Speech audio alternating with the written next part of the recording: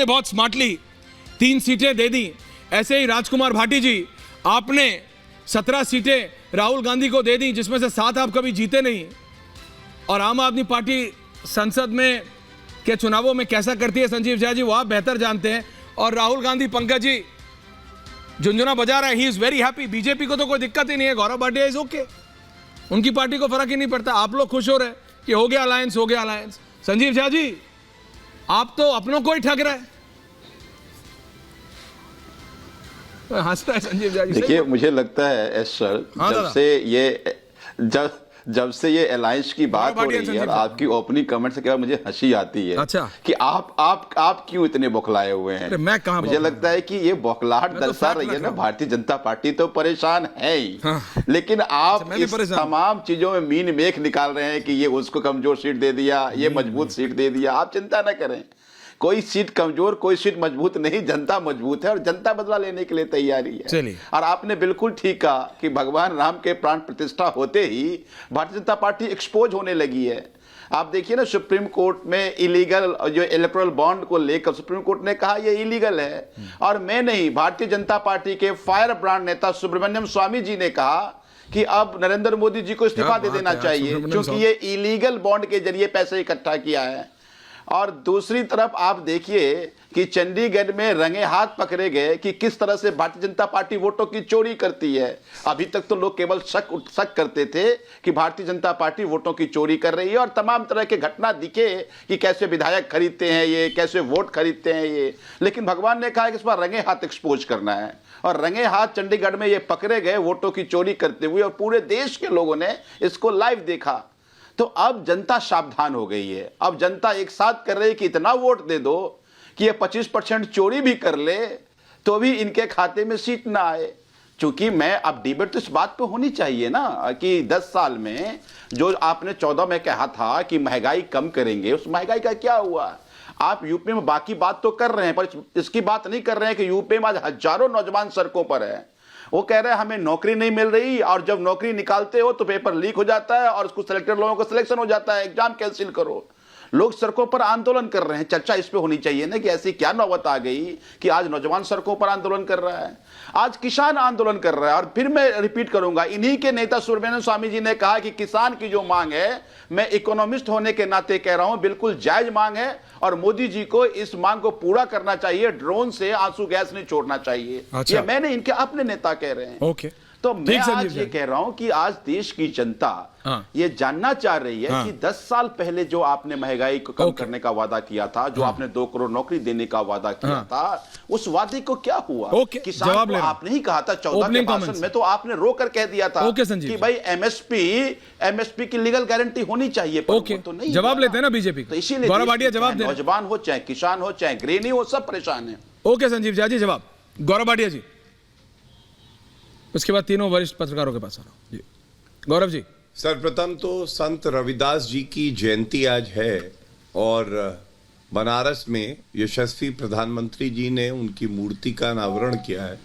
यह हम सब के लिए गर्व की बात है, किस तरह से पिछड़े समाज के जो हीरो रहे हैं उनको याद करना, उनसे प्रेरणा लेना, ये दिखाया है।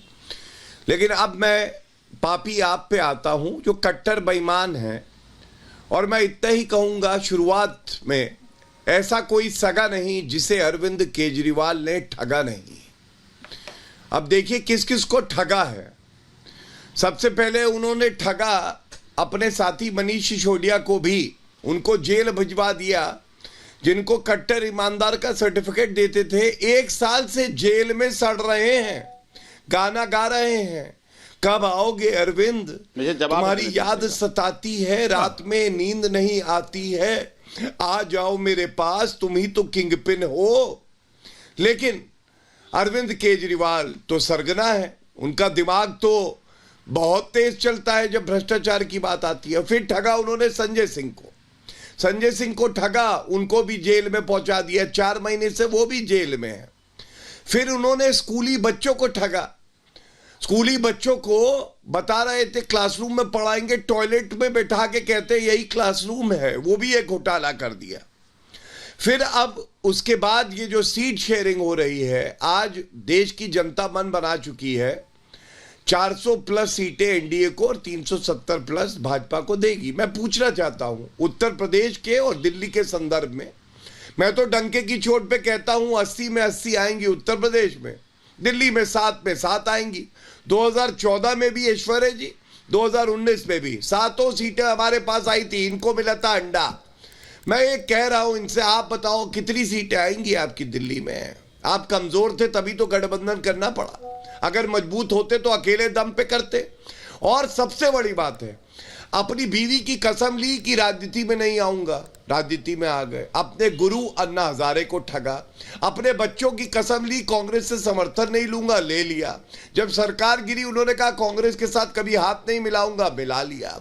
गिरगिटान से ज्यादा और तेज रंग बदलते हैं ये जो व्यक्ति है वो अरविंद केजरीवाल है। और क्या ये सत्य नहीं है? थोड़ा नहीं पूरा अरविंद केजरीवाल के शब्द हैं। ऐश्वर्या जी, उन्होंने कहा अगर राजनीति में कोई व्यक्ति है और उसके दामन पे भ्रष्टाचार का दाग लगता है, ये तो कहा था, तो उसको इस्तीफा दे देना चाहिए। शरद पवार करप्ट हैं, उन्होंने कहा सोनिया गांधी को जेल में होना चाहिए, राहुल गांधी को जेल में होना चाहिए, लालू प्रसाद यादव करप्ट है। आज मैं पूछना चाहता हूं, अरविंद केजरीवाल जी तो उन्हीं की गोदी में जाके बैठ गए, तो भाई फिर ये बताओ आपकी विश्वसनीयता का क्या हुआ? जिनको आप भ्रष्टाचार बुलाते थे, आज उनकी जो कालक है आपके मुंह पे लगी है। जनता कह रही है कालक भ्रष्टाचार की है और आप कह रहे हैं नहीं मेरा कोई कालक नहीं, दामन पाक साफ है। देखिए हमें जानना होगा, नरेंद्र मोदी जी वो व्यक्ति हैं जो अपने दमखम पे 370 प्लस की बात इसलिए कर सकते हैं कि 10 साल अथक परिश्रम से उन्होंने जो जनता है उसका सशक्तिकरण किया है, महिला हो युवा हो, और मैं सारी उपलब्धियां बता सकता हूं, असंभव को संभव कर दिया। तभी तो ये जरूरत पड़ी कि विचारधारा को करो साइड में और भ्रष्टाचार का गोंद लाओ और सब लोग जुड़ जाओ, और फिर भी करारी हार होगी, जैसे गुजरात में हुई, मध्य प्रदेश में हुई, छत्तीसगढ़ में हुई, राजस्थान में हुई। गुजरात में तो ऐश्वर्या जी मुझे आज भी याद है, कागज लेके अरविंद केजरीवाल ने लिखा था हम पूर्ण बहुमत पाएंगे। क्या हुआ? ये झूठे नंबर 1 है और इनका नकाब अब उठ चुका है। जनता इनका घिनौना चेहरा, भ्रष्टाचारी चेहरा देख चुकी है। धन्यवाद। जीव झा जी जवाब दे रहे हैं, उसके बाद विजय जी, राहुल देव जी आ रहा हूं, पंकज जी, भाटी जी आ गए। भाटी जी खुश तो बहुत हो गए, वो सीटें दी कांग्रेस को जो कभी जीती नहीं। हाँ बोलिए संजीव। मैं गिन रहा था अपनी 2 मिनट की स्पीच में अरविंद केजरीवाल जी का 11 बार इन्होंने नाम लिया। इतनी अरविंद आपने भी तो 12 बार मोदी जी का लिया था। दूसरी बात कह रहे हैं कि मनीष जी को जेल में भेजा। नहीं आप काउंट कर लीजिए, मनीष जी को जेल में भेजा। अरे मनीष जी इसलिए जेल में भेजा कि वो अच्छा स्कूल बना रहे थे, और आप कहते हैं स्कूल की बात। अच्छा, दिल्ली के सरकारी स्कूल में एक बीच में नहीं बोल रहा, एक ही आपके सारे प्रश्नों का उत्तर दूंगा, उनको बेल क्यों नहीं मिली बताइए। 35 बच्चे एनडीए पास की बात मत करिए, अगर हिम्मत है तो ये जनता देखती है। यूपी का आपसे सवाल है, लेने के लिए दमखम है आप। एक एक करके गौरव जी, एक एक करके एक सवाल ले पाएंगे। गौरव जी आ रहा हूं, आपने बोला वो नहीं बोले, अब